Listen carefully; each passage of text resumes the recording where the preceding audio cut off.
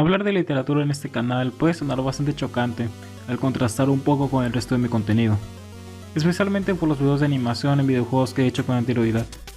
Lo cierto es que yo soy una persona que disfruta mucho de leer y escribir, a tal grado que me encantaría dedicarme profesionalmente a la escritura, por lo que no me sorprendió que en algún momento tendría ganas de tocar ese tema, cosa que seguirá haciendo en el futuro.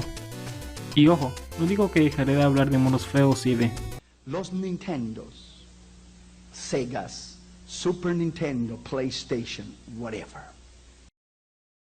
Es solo una forma de querer darle más variedad a lo que hago en la plataforma.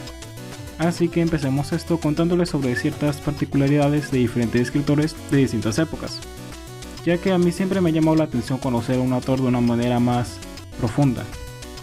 Como último aviso, es una lista que no tiene ningún tipo de orden. Comenzamos con un autor ya bastante conocido, Howard Philip Lovecraft, mejor conocido como H.P. Lovecraft. No es un secreto para nadie que Lovecraft tuvo una vida realmente complicada, con una madre muy estricta y sobreprotectora, y su padre falleciendo cuando Lovecraft era muy pequeño. Años después murió su abuelo materno, lo que le provocó una enorme depresión, siendo esta una persona muy importante en su vida, al incentivarlo a la lectura. Es una lástima que sus obras no se volvieron lo suficientemente reconocidas, sino hasta que pasaron muchos años después de su muerte, teniendo un enorme impacto en la cultura en general, a tal grado que todos en algún momento hemos visto una imagen o referencia a Cthulhu. Incluso es pionero en lo que hoy conocemos como horror cósmico. Se estima que llegó a escribir 100 cartas, pero eso no es lo raro. Lo raro es que las fechaba 200 años antes de la fecha en que habían sido escritas. De hecho, esas fechas coinciden con la época colonial de Estados Unidos. Oh, y también está su gato. Este gato.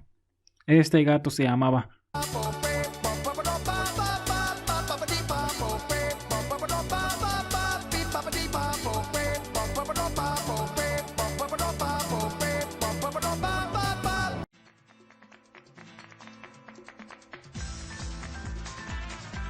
Cuando se trata de mencionar escritores latinoamericanos, es muy común que llegue a la cabeza de la gente del argentino Jorge Luis Borges, hombre que nació en una familia llena de personas que contribuyeron a la independencia de su país, como Isidro Suárez o Francisco Borges. No puedo evitar ver inspirador el cómo continuó escribiendo sus obras a pesar de la ceguera que le dio a finales de 1938. Este último suceso generó en él una especie de madurez como escritor, cosa que se nota muy reflejada en lo que escribió más adelante. Ahora, todos sabemos el amor que le tiene Argentina al fútbol. Por Dios, incluso Messi fue el primer futbolista que conocí y ni siquiera soy argentino. Es más, ni siquiera juego fútbol. Soy malísimo en botas FIFA. No les miento cuando les digo que Borges de verdad lo odiaba. Hasta se tiene una entrevista en la que dice esto explícitamente. Yo creo que nadie se cree inglés aquí. No, la gente tiene el odio de Inglaterra aquí. En general sí. Qué raro que no censura en Inglaterra su mayor pecado, que debería ser, bueno, la difusión de juegos tan estúpidos como el fútbol. Qué raro que nunca se critique eso, ¿no? Y el fútbol fue, como usted sabe quizá, bueno, fue severamente condenado por Kipling y por Shakespeare en Hamlet. Sí, sí, those base football players, dice, esos bajos jugadores de fútbol. Y Kipling muchas veces. Luego. Sí, sí, Kipling sí.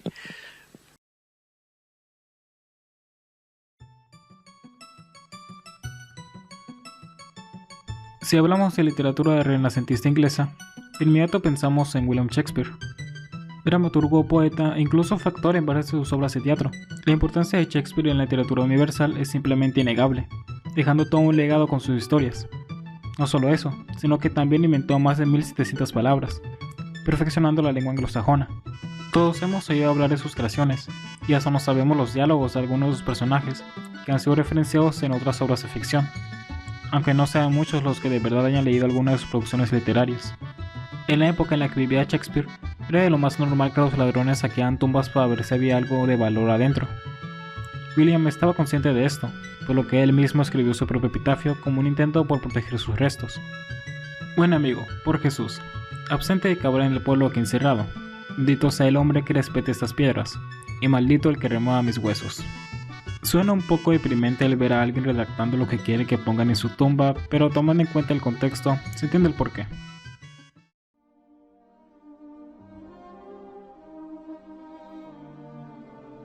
Cuando alguien saca el tema de literatura estadounidense, a muchos les viene la imagen de Mark Twain, Stephen King, Harper Lee o incluso el mismo Lovecraft. Pero en mi caso, y posiblemente con ustedes también, siempre me imagino a Edgar Allan Poe. Es probable que reconozcan a Poe por 3 cosas.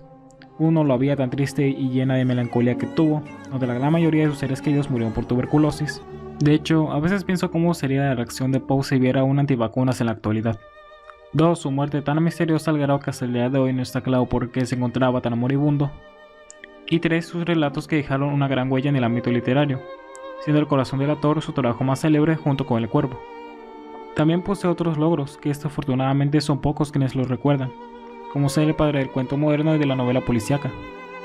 A Poe le gustaba la astronomía, incluso se atrevió a darle una explicación a la paradoja de Olbers, en un libro que él mismo escribió llamado Eureka, proponiendo que el tamaño finito del universo es la respuesta a dicha paradoja. Admito que me tomó por sorpresa de que de verdad a Poe le interesaba la astronomía. Supongo que no soy tan fan de él como yo pensaba.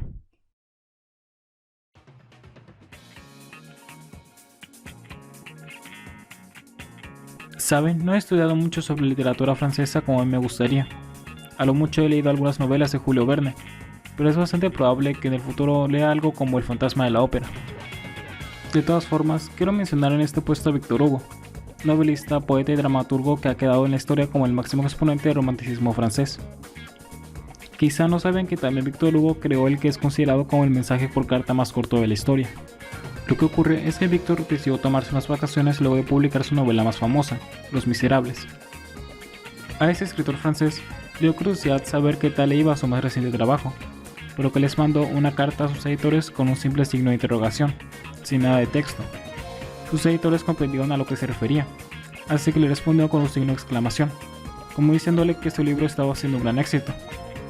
Puede que esto sea más una especie de leyenda urbana, pero creo que eso no le quita lo interesante.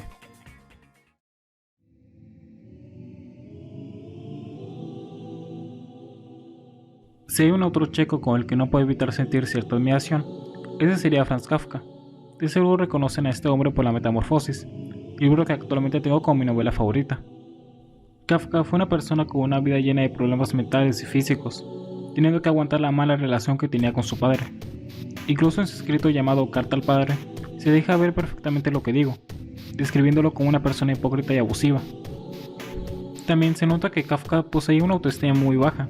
Prueba de ello es el cómo le pidió a un amigo que quemara todos sus escritos, no publicados antes de su muerte, lo que da a entender que no supo valorar su propio trabajo. Aunque tenemos que agradecer que su amigo no hizo caso a esa petición, publicando esos escritos tiempo después del fallecimiento de Kafka. Una de sus icónicas creaciones es La Condena, historia que el escritor checo terminó en tan solo una noche, específicamente del 22 al 23 de septiembre de 1912. Vaya, eso sí que es sentirse muy inspirado, una motivación bastante respetable, la verdad.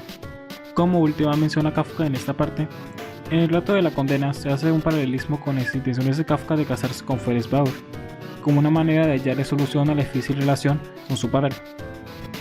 Bueno, creo que deja en claro que Kafka era una persona muy depresiva.